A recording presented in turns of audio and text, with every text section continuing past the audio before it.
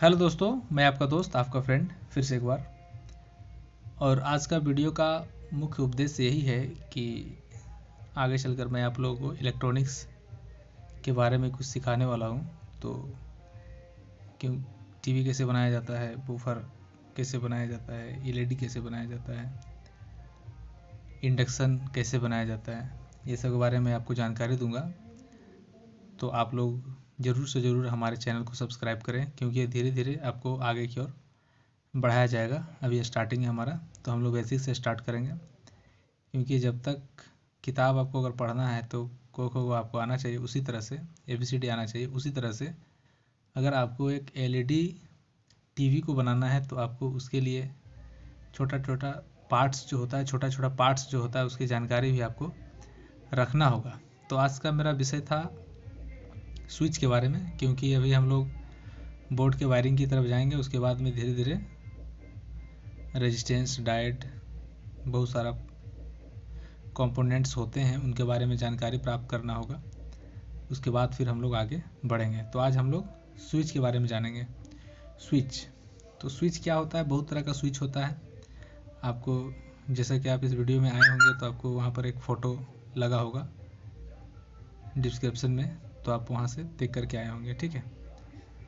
तो ये पहले सिंपल सा स्विच है जो हमारे घर में यूज़ होता है, ठीक है, ये आप देख रहे हैं। और एक स्विच ये हुआ जो आपका DVD और DTH वगैरह में यूज होता है, बाजा में भी यूज होता है, बहुत जगह यूज होता है ये, ठीक है।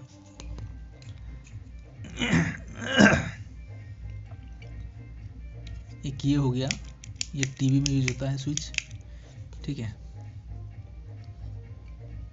एक ये हो गया, PHX मशीन वगैरह में यूज होता है, बहुत जगह DTH में भी लगता है ये, ठीक है।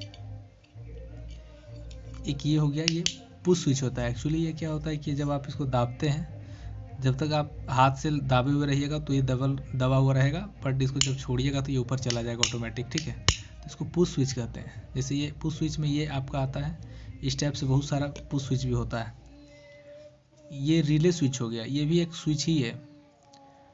इसमें जैसे आप वोल्टेज डालिएगा तो ये ऑटोमेटिक ऑन हो जाता है, फिर ऑफ हो जाता है। इसके बारे में मैं आगे बताऊंगा आपको ये आखिर में कैसे काम करता है, ठीक है। एक ये स्विच हो गया जो चाइना लाइट वगैरह में यूज़ होता है, बहुत सारा देखे होंगे आप, ठीक है। एक ये भी एक स्विच है, पुश स्विच, ये भी पुश स्विच में आता है। जिस तरह से ये ब्लैक वाला था बड़ा में पुश स्विच, ये भी छोटा में पुश स्विच है, ठीक है।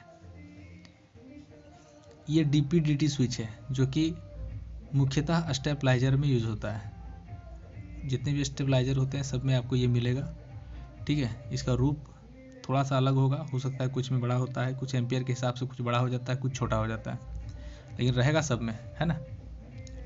ये भी एक स्विच है, ये आपका इन्वर्टर में लगा हुआ होता है, ठीक है। ये भी एक स्विच है जो आपको बहुत जगह आपको नज़र आ जाएगा आज की डेट में, ठीक है। कलर टीवी में आपका लगा हुआ रहेगा, LED टीवी में लगा हुआ रहेगा, इंडक्शन में लगा हुआ रहेगा, मतलब जितने भी इलेक्ट्रॉनिक्स पार्ट्स हैं उसमें आपको ये मिलेगा। ये भी एक पुश स्विच की तरह काम करता है। जब तक दबाए रहिएगा तब तक ये इसका पिन शॉर्टेज रहता है, जब छोड़ दीजिएगा तो ये अलग हो जाता है, ठीक है। ये एक रोटरी स्विच है जो स्टेबलाइजर में यूज़ होता है, पंखा में यूज़ होता है, बहुत जगह यूज़ होता है, ठीक है। ये भी एक स्विच है। और ये भी एक स्विच है इसी टाइप का, और ये भी एक स्विच है इसी टाइप का। अब इस सब का आकार जो है वोल्टेज के अनुसार से बढ़ता और घटता है। मान लीजिए कहीं वोल्टेज ज़्यादा जा रहा है, एम्पियर ज़्यादा लोड ले रहा है, तो वहाँ पर क्या होगा, इसका आकार बड़ा हो जाएगा। स्विच का हो सकता है थोड़ा सा अलग अलग डिफरेंट हो। तो ये रोटरी स्विच हो गया, ठीक है। अब इसमें क्या होता है, एक पोल होता है, ठीक है, और ये नंबर है। इसको जैसे जैसे घुमाइएगा तो ये क्या होगा, एक दूसरा के साथ में कनेक्ट होगा। पहले एक नंबर में रखिएगा तो एक नंबर के साथ कनेक्ट रहेगा, फिर जैसे ये रोटरी स्विच को आप घुमाते हैं 2 नंबर तो 2 नंबर के साथ कनेक्ट हो जाएगा, फिर घुमाइएगा तो 3 नंबर के साथ कनेक्ट हो जाएगा। मतलब जितना आप इसको घुमाइएगा उतना बार हर प्रत्येक पिन के साथ में ये कनेक्ट होता है, ठीक है। तो ये मुख्यतः स्टेबलाइजर में यूज़ होता है, पंखा में भी यूज़ होता है, ठीक है, बहुत जगह इसका यूज़ है। इसका मैं सिंबल आपको बता रहा हूँ, ठीक है। इसका सिंबल इस टाइप का होता है, ये इस टाइप का गोल होगा इसका, ठीक है। और ये नंबर होगा, एक नंबर हो गया, मान लीजिए चार तरह का है, 2 नंबर, 3 नंबर, ये 4 नंबर। बीच में एक ये रहता है, इसको पोल बोला जाता है, ठीक है। अब ये 1 नंबर के साथ में अगर आप, ये घड़ी की तरह होता है ये इस टाइप का, ठीक है।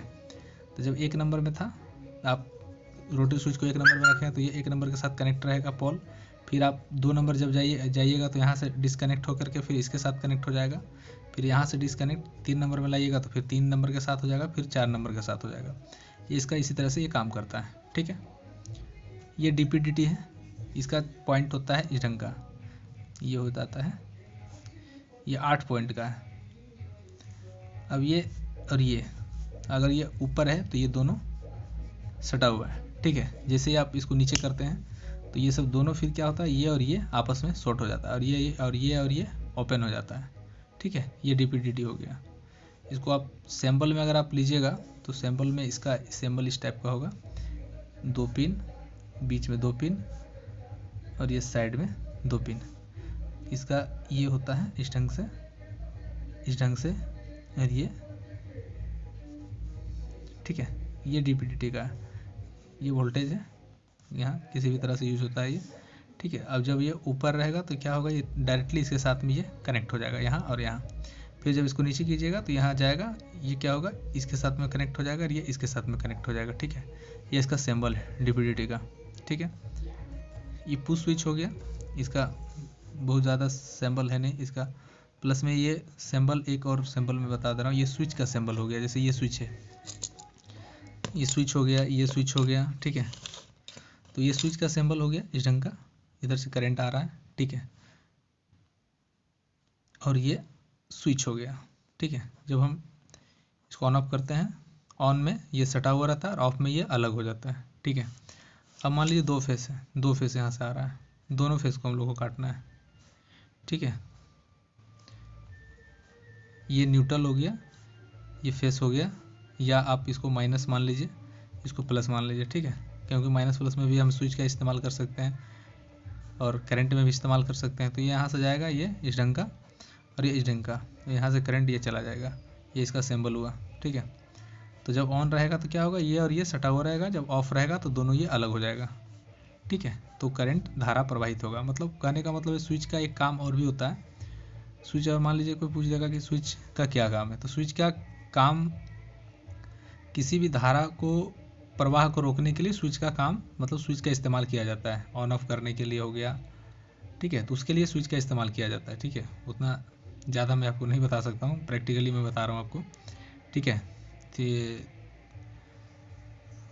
और ये सब देखिए, ठीक है, ये सब मैं बता दिया आपका। अब पुश स्विच क्या है, ये जब इसको आप दबा के रखिएगा तो ये इसके साथ में कनेक्ट रहेगा इसका, और जब इसको छोड़ दीजिएगा तो ये क्या होगा, ये जैसे इसको छोड़िएगा तो यहाँ पर क्या होगा, डिस्कनेक्ट हो जाएगा, ठीक है।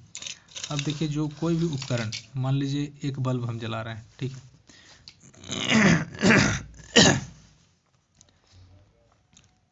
तो ये मान लीजिए एक बल्ब हो गया, यहाँ पर 2 करंट हुआ, DC हो चाहे AC हो, कोई फ़र्क नहीं पड़ता है, लेकिन बल्ब है 12 वोल्ट का भी हो सकता है, 250 वोल्ट का भी हो सकता है।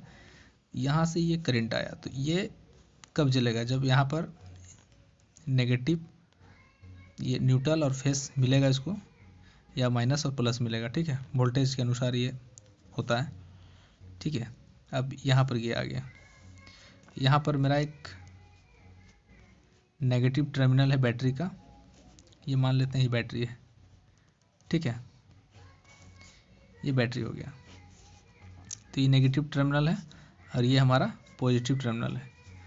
तो अगर हमको यहाँ पर डबल स्विच डालना है, मान लीजिए कि ये स्विच हमको यहाँ पर लगाना है, ठीक है।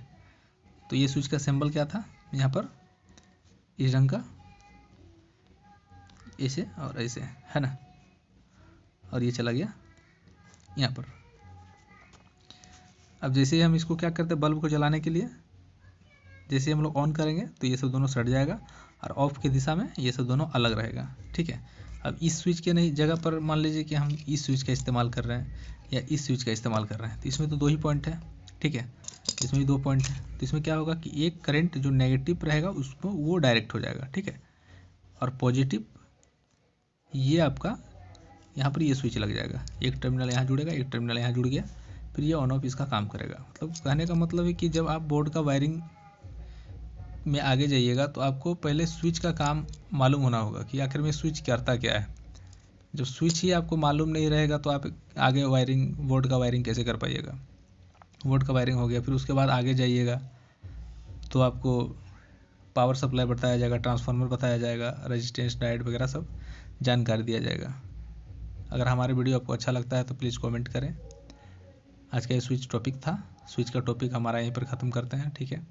अगर आपको अच्छा लगा होगा तो प्लीज़ आप लोग सब्सक्राइब कीजिएगा, कमेंट कीजिएगा और आगे भी भेजिएगा, और सेफ्टी के साथ में आप हमारे साथ में बने रहिएगा।